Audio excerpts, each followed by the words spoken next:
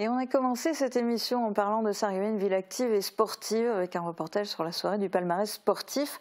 Sarreguemines, c'est aussi une ville de culture et ce n'est pas notre invité qui dira le contraire.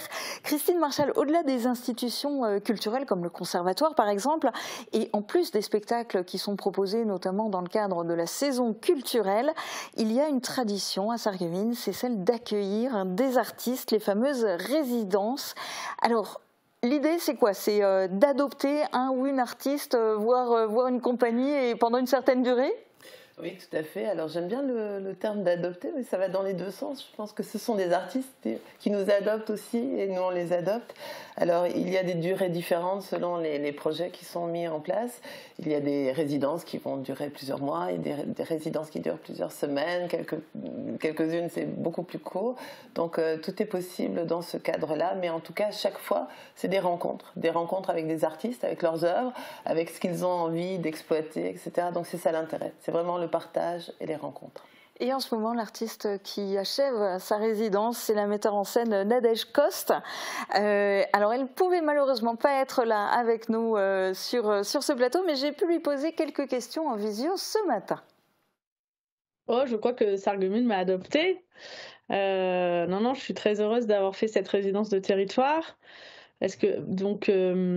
Pour la petite histoire, en fait, Diana Hoffmann, qui est chargée de l'éducation artistique et culturelle de la ville de Sarreguemines, a découvert mon travail en Alsace. Et avec le concours de la DRAC Grand Est, la résidence de territoire et le soutien de la ville de Sarreguemines s'est fabriqué pour l'année 2024. Donc j'ai rencontré des écoliers, des collégiens, des éducateurs, des éducatrices, des adultes. J'ai rencontré beaucoup d'habitants de la ville de Sarreguemines. Et avec cela, j'ai pu finaliser la création de Traverser la Cendre, qui se jouera demain au Casino des Faïenceries à Sarreguemines à 20h. Et puis surtout, j'ai accompagné un groupe d'adultes. Elles sont 11 généreuses femmes qui vont prendre en charge un texte de Michel Simoneau qui s'appelle Même arraché. Donc c'est le diptyque de la compagnie qui s'appelle #ne vous détournez pas. Et oui, parce que cette résidence, cette fois-ci, il ne s'agissait pas que de création de la part de l'artiste et de partage avec des Sarregueminois. Là, cette fois-ci, certains Sarregueminois ont carrément été mis à contribution pour monter une pièce. Est-ce que c'est une manière de propulser du grand public sur scène en les transformant en comédiens? Alors c'était tout à fait inattendu. C'est vrai que c'était le point d'orgue d'une journée rencontre au printemps. Et c'était simplement rencontrer Nadège, découvrir son travail, et puis suite à ça, bien, les participants se sont pris au jeu et une compagnie éphémère s'est montée, et depuis l'automne ils ont travaillé à la salle Arpège. D'ailleurs on remercie au passage l'association Arpège pour les accueillir dans leurs locaux, et demain soir c'est le grand jour pour eux. Ils vont effectivement faire une lecture théâtralisée de Même arraché, qui est également un ouvrage de Michel Simoneau. Et donc tout ça, c'était pas forcément prévu au départ, ça s'est fait en cours de route. Alors ça a commencé le 15 juin par cette fameuse rencontre entre Nadège Coste et du public peut-être plus intéressé, plus motivé que dans d'autres rencontres, et avec du coup finalement des volontaires pour continuer l'aventure. C'était 11 femmes. Que s'est-il passé ensuite? Eh bien, c'est la metteur en scène qui va nous l'expliquer. Moi, je pense que le théâtre, c'est d'abord un échange entre des spectateurs et un acteur qui nous parle ou une actrice. Et donc, je les ai embarquées, puis elles m'ont fait confiance. Et puis, à partir de septembre, à raison d'une fois par mois, un vendredi soir, on a travaillé ensemble pour la mise en voie de ce texte, Même arraché, qui questionne la liberté d'expression, pour être simple, c'est-à-dire que c'est l'histoire de quelqu'un à qui on a arraché la langue parce qu'on ne veut plus entendre ce qu'il a à nous dire. Et puis, grâce à sa foi en l'humanité, il va trouver la force de tisser à travers un tout petit bout de langue un message, et que d'autres corps porteront parleront à sa place. Donc, voilà. Donc c'est un message d'espoir qui dit qu'il faut se battre encore aujourd'hui pour ce qu'on a à dire et défendre ce droit-là. Et bien sûr, ça fait écho à tous ces hommes et ces femmes de notre histoire qui se sont battus pour faire avancer notre société. Je pense à Simone Veil, à Nelson Mandela, par exemple, etc. Et cet enjeu-là, c'est un enjeu que je partage avec l'auteur qui s'appelle Michel Simoneau, que j'ai rencontré il y a une dizaine d'années, qui me fait confiance. Et Traverser la cendre continue à questionner cette question-là, de venir sur scène et de nous dire quelque chose. En l'occurrence, celle qui va nous dire quelque chose ensuite, ce sera Laetitia Pitts, qui est metteur en scène et interprète aussi de la compagnie Roland Furieux, que j'ai rencontré à l'occasion de cette création, qui va être en dialogue avec Gilles Sornette, qui est compositeur et qui a créé la musique de Traverser la cendre, et qui va questionner avec nous qu'est-ce que résister veut dire aujourd'hui.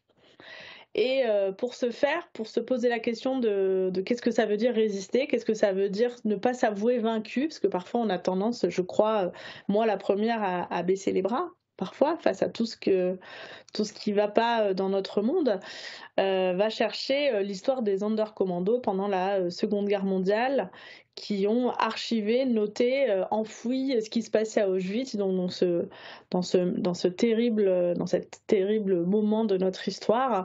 Ils ont trouvé la force de prendre des photos et de noter ce qui se passait, et grâce à eux, on sait réellement ce qui s'est passé dans les camps de concentration.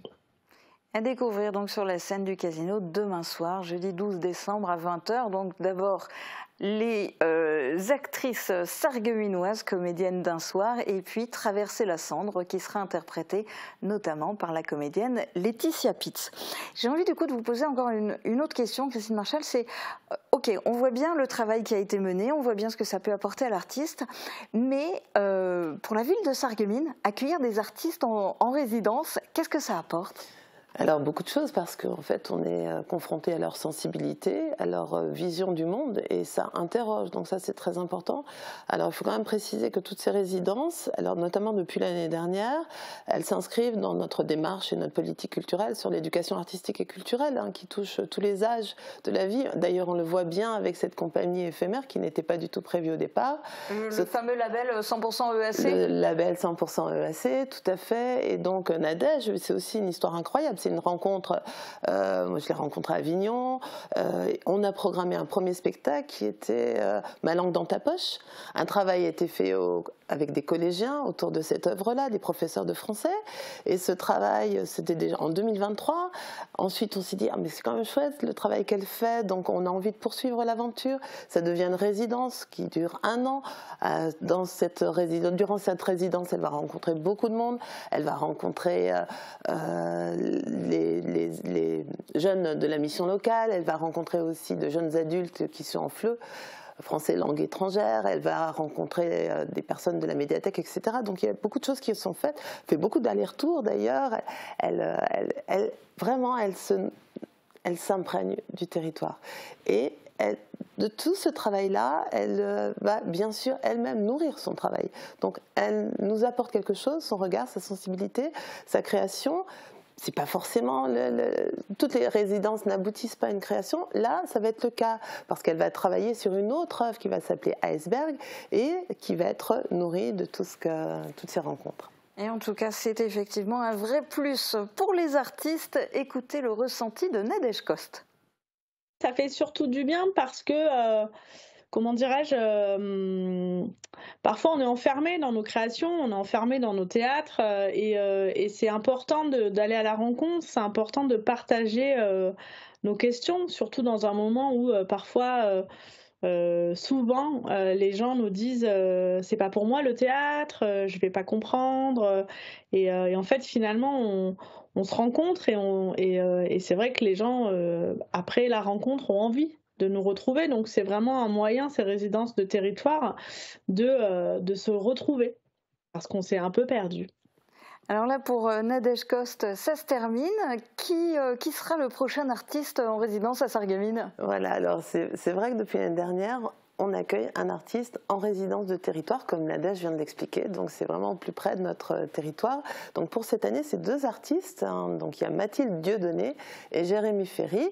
L'une est plutôt axée sur les images, sur la photographie, l'autre sur la musique. Et je vous le donne en mille, leur travail va porter sur la friche, peut-être les 1000 vies de la friche, l'importance de l'eau sur notre territoire également. Donc voilà, plein de choses à découvrir avec eux durant cette prochaine année. Oui, puis il y a beaucoup de questions qui liaient de la culture sur le prochain aménagement de la fameuse friche des faïenceries.